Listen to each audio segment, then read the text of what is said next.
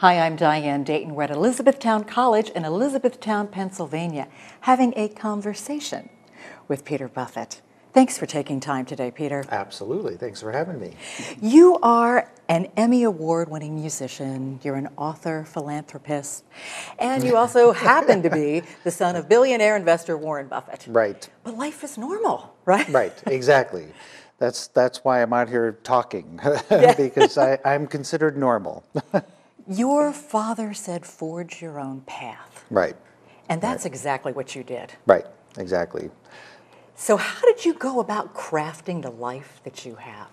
Well, it did start with him and my mother, my parents both, from the time I can remember, really making me feel completely kind of safe and, really embracing the idea that finding something you love is what it's all about. And I saw my dad do what he loved. I did, along with my siblings, there's three of us. We had no clue what my dad did, but we knew that he loved what he did. He came home at the same time every day. We had dinner together every night. He was clearly happy in his work and told us that if you're lucky enough to find something you're excited about, do it, and everything else will follow. And I remember definitively when my dad said, if you love collecting garbage and you want to go out and hang off a truck, that's fine with me. I will love you no less than if you become a doctor or something. And so that gave me a huge berth, to work from in terms of possibilities. Definitely. So what was it about music? I don't know. I still don't know what it is because it is so a part of me. And my mother says I sang before I talked, which I don't know if it's true, but it's certainly romantic sounding, so I repeat that. But I was clearly into music from the very beginning of life that I can remember. I played the piano, pounded around on it when I was a little kid, took lessons different times when I was a kid, remember hearing songs in my head when I'd walk to my grandparents' house and all that. So music was just in me and running through me. But even then, it took going off to college and taking every intro course available to realize that what I really wanted to do was right in front of my nose all the time. It takes courage to follow your dream, though, too, doesn't it? It does. I mean, I was very fortunate that when I was in the middle of college, I learned that my grandfather had left all of us grandchildren a little bit of money. And so I got this $90,000 to work with. But my dad made it very clear that that was it, and you can do whatever you want with it. And I had no reason to not believe him, and it was true, of course, that was it. And so that makes you think pretty long and hard about what you want to do with that money. And so it was a leap to say, you know what, I'm going to leave school, I'm going to invest essentially in myself and in the time that it takes to learn and grow a business. And so, yeah, looking back, it's funny, a lot of times you'll do something that other people see as a risky thing or a gutsy thing, but to you, there was no other choice. I mean, you just had to do it. And so I look back on it and think, wow, that was pretty gutsy, but at the time, it just felt like, well, of course I'm going to do this. Yeah, you had to do it. Yeah, yeah. You were really driven to. There was this inner voice? Yeah, I mean, there's a great line in my favorite movie, Cloud Atlas, where one of the characters says, you have to do what you can't not do. And that's kind of what I feel about most of my life, is these are things I couldn't not do. And you are driven by, I think, some sort of inner voice, or as one person says, the attractor outside of time, this thing that kind of pulls you towards your destiny somehow. And that's definitely how I feel, and it's a good feeling. Dances with Wolves. Very Tell exciting. me about that. Well, that was, and luckily this won't come out before my show tonight, because I tell all these stories in my show, but I was very fortunate to get some lucky breaks early on in my music career, doing music for commercials and that sort of thing. And I could have happily done music for commercials the rest of my life. I mean, it's a great way to make music and make a living, and I had the temperament for it and all that. And I was going along, and it just felt empty, frankly. I was writing music to sell a product, and again, it was a great way to make a living, but it wasn't exactly soul fulfilling. And so I was hoping to get into film and television, whatever, mostly film. And so I had put a record out because I had seen a friend put out what was then a new genre, new age music. I saw him put out an instrumental album.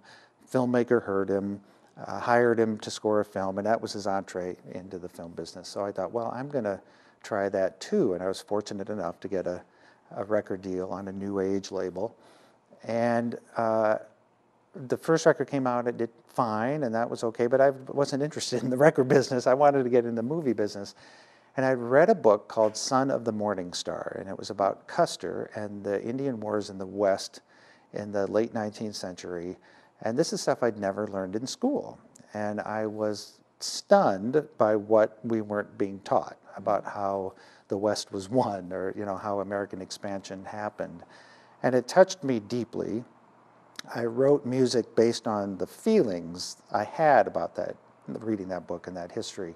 It didn't sound American Indian, but it had feelings, again, that I felt reading the book.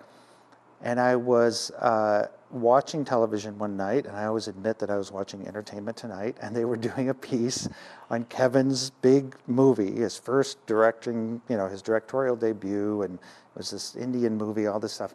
I thought, that's the movie. I got to figure out how to get my music to Kevin, because this is a perfect match. And I was thinking, how in the world am I going to get my music to Kevin Costner? And again, people think, well, Warren Buffett's son, can't you just make a phone call? But it doesn't work that way, not in my family. I mean, we really live on meritocracy. And I had remembered I had gone to college with a guy who married a woman whose father was Costner's agent's best friend. Got it, okay. So if you follow that little loop, my music ended up with Kevin, and he called me up and said, will you score Dances with Wolves? Wow. And of course, that was way bigger than I ever imagined as my first opportunity. And clearly the people funding the film thought so too. And so I didn't score the film, but I was, Kevin said, there's this one piece I want you to do. And I scored that. And, having 2 minutes in an epic film, especially that one and that scene, well, it certainly changed my life. It was incredible. And in 2010, you wrote your book. Yeah. Life is What You Make It, Find Your Own Path to Fulfillment. How did that come about? Well, that really was, as you opened up with, people saying, wow, you're Warren Buffett's son, you're so normal. And I got that quite a bit, actually, once they realized I wasn't Jimmy Buffett's son. and frankly, it was because my dad was under the radar for most people for most of my life, which was a huge blessing, actually. And so when he became more famous over, essentially the decade from 2000 to 2010, people would say that more and more, and I started to be asked to speak to wealthy clients of Citigroup in particular. That was the first couple of talks. And when I would do that, I realized, wow, my story really has some significance. People do want to hear the difference between, chasing towards stuff and having values, growing up with real values, really fundamental values. And so at one point I was giving my talk, and somebody in the audience afterwards said, that's a book. And I thought, hadn't thought of a book. Right, and hence the book was born, yeah. So the presentation that you're doing tonight, you're doing all throughout the country. Right. And in China, okay. Right, yeah. It's a multimedia event. Right, because I am always interested in trying to do something a little differently. I mean, that's the artist part of me, is I don't want to do the things somebody else has already done. And I also don't want to stand up on a stage and just talk at people. I like to talk to people in a way that's interesting to them. And the only way you're really going to know is get some interaction. So it's called a concert and conversation because, first of all, I play with a cellist, I play piano. And we have a lot of fun, of course, playing music. So that already changes it from something that's just a talk to something very different. And lots of multimedia, so lots of pictures from childhood, old commercials, the Dances with Wolves clip, the work around some philanthropic, some images around that, that sort of thing. And then I take questions through the whole show. So I will stop occasionally and just ask, but people can ask me anything at any time, which does not mean I'll have an answer, but I'll certainly try.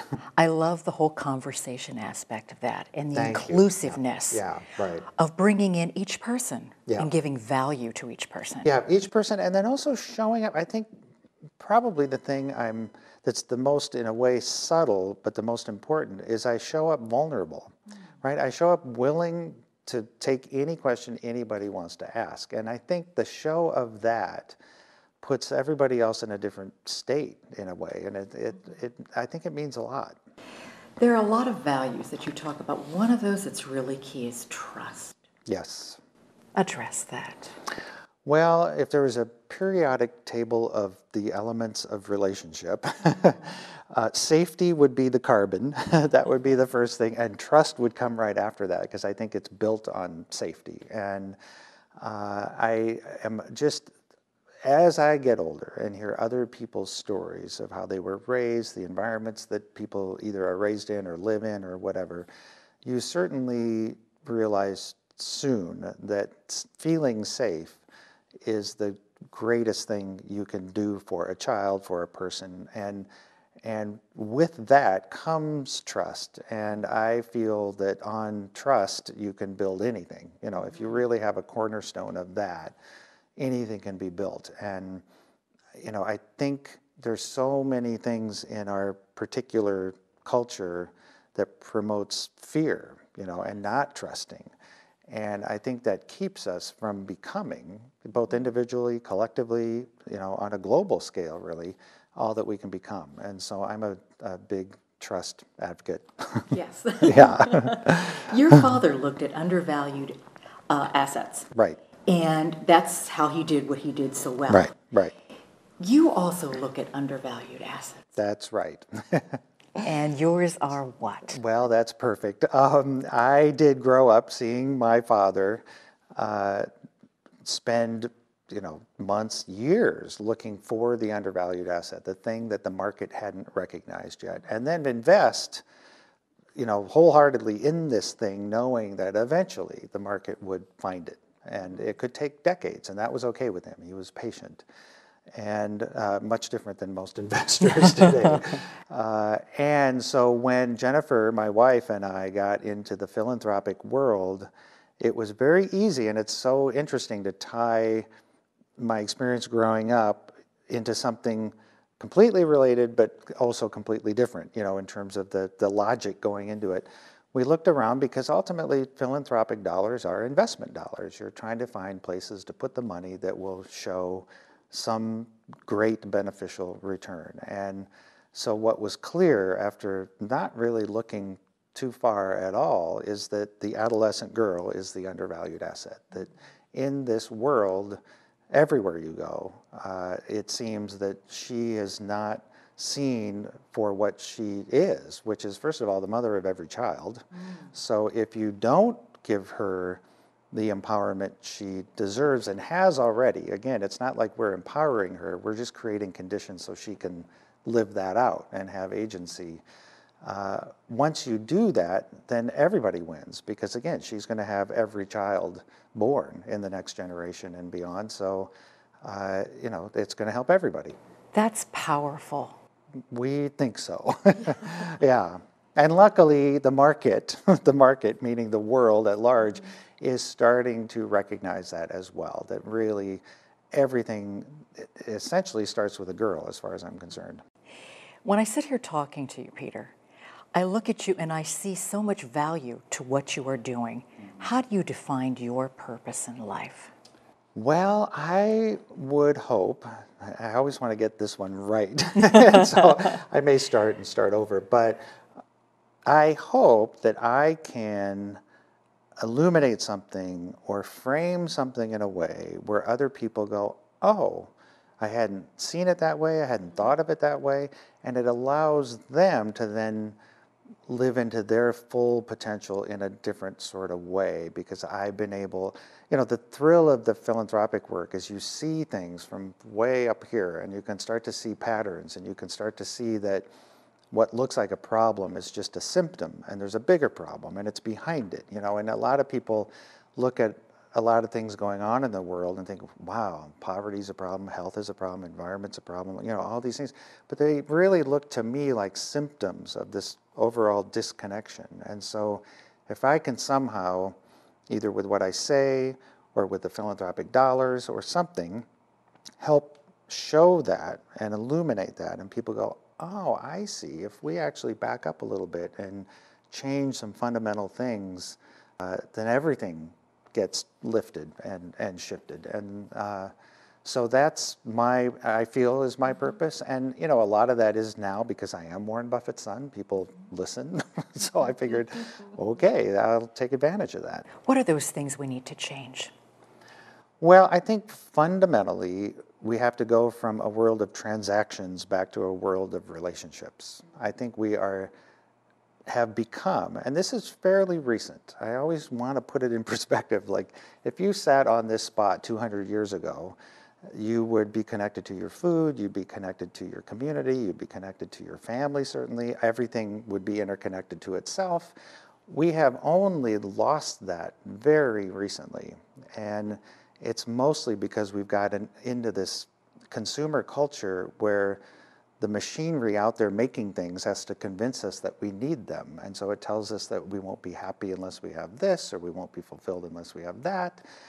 And that's all a manufactured set of circumstances. And so, and it's not to throw everything out and say, let's just go back 200 years. There's refrigeration, indoor plumbing, there's plenty of things. Yeah. I'm all for plenty of things, but we have disconnected ourselves from so many fundamentals. I mean, I would guarantee you that the financial crisis in 2008 wouldn't have happened if you saw your banker in the grocery store every day, because he would suddenly know there's a face behind that money that has kids, that has needs.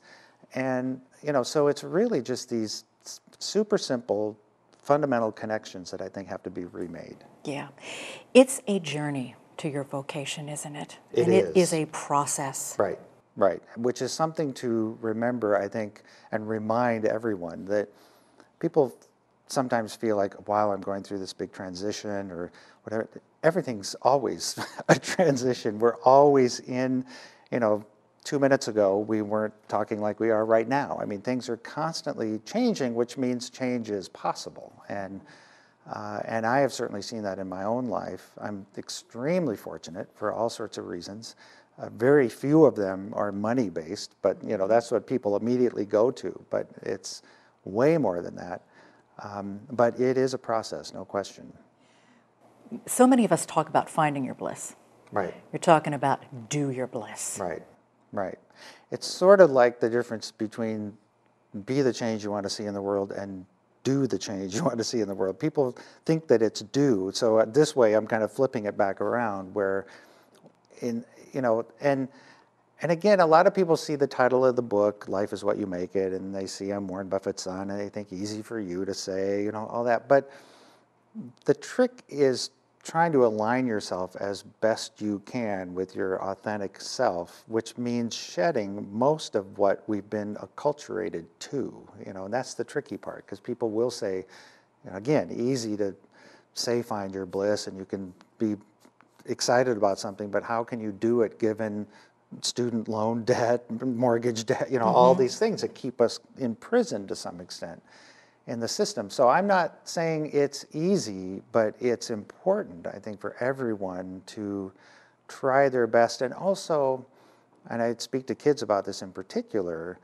not set your sights so narrowly to miss some potential possibilities there. So for instance, let's say you love dancing and you want to be a ballet dancer, but for pragmatic reasons or maybe physical reasons, you can't do it the way you'd hoped, but you're good at math. Well, you could become an accountant, work at a dance company, help develop a dance company. You can be around it. You can help support it. You can do these things that, but if you say, oh, if I'm not a famous ballerina, then forget it, well, then you've just lost out on all the possibilities of still helping and being turned on by that particular profession. Yeah.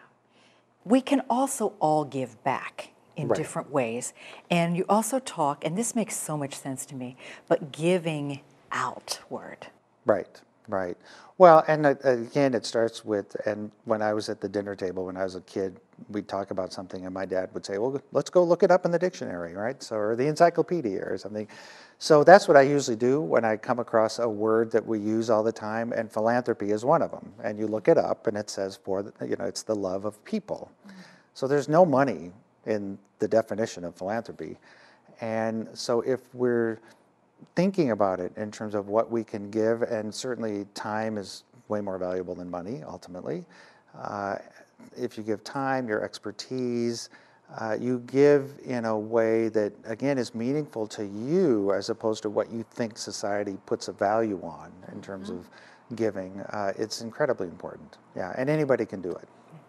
In trying to find out what we're good at and what we should follow as our passion, I believe it was Aristotle that said, where your skills and talents intersect with the needs of the world, therein lies your vocation. Right. So we keep honing our skills and talents, and the needs of the world keep changing, so I think we always have to keep calculating and looking at that, right? Yeah, and that's tricky because, again, the world is changing definitely faster and faster. I mean, you look at the last 500 years, 10,000, whatever timeline you want to put on it, the last 5, things are happening more quickly. There's no question. And so I think the greatest thing to teach in school is creativity because you can teach to a test, but that test is not going to be valid in another year or two. And so I think it's super important to come up with ways to hone really creativity and then find how that works in your particular love of, a passion of one kind or another. But we're going to have to all be pretty creative. Yeah, I think so too. I think so too. Yeah. And I think what you're doing is a wonderful catalyst in getting us thinking about it and giving us some ideas on how to go about doing that. Thank you. I hope so. And I think that's what even bringing the music into the talk does, because I found that having music in the room, if I've talked for 10 or 15 minutes and then I play something, it gives people time to reflect and think about how it fits into their own life. And it changes the whole tenor of the experience. Yeah. Thank you so much for taking time today, Peter. Absolutely. Thank you. This was a wonderful conversation, and looking forward to your concert and conversation too. Thank you so much. Thank you. Thank you. We're coming to you from Elizabethtown College in Elizabethtown, Pennsylvania.